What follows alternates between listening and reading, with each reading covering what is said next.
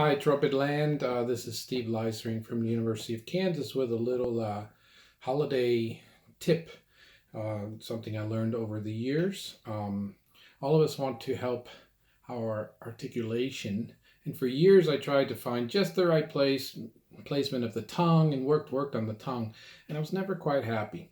And one day I was working with this tube that I work with, just a tube, and articulating. And I would change the resistance, and then more resistant. And I noticed each time I made more resistance, the articulation seemed to pop, like become more clear.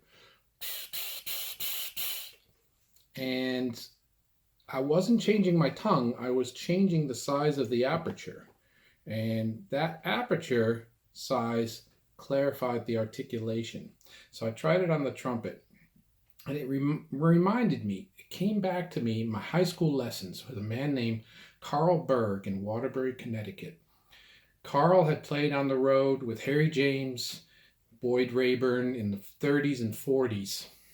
And he told me when he would travel through St. Louis, he always had lessons with a man named Joe Gustat.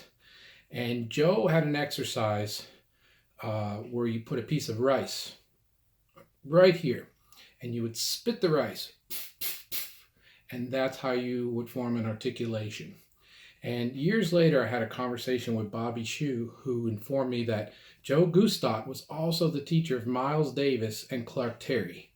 And Miles or Clark used to say the streets outside of Joe Gustat's house were littered with pieces of rice all over the street because everybody practiced that. So if you think about it, it's the same as this. It's focusing the air, focusing that embouchure down to such a small point that the air just pops. I hope that helps. Don't always emphasize the tongue. Work on that focused air and the release point, and I think you might find that helps. Thanks to Berg for showing me that long time ago.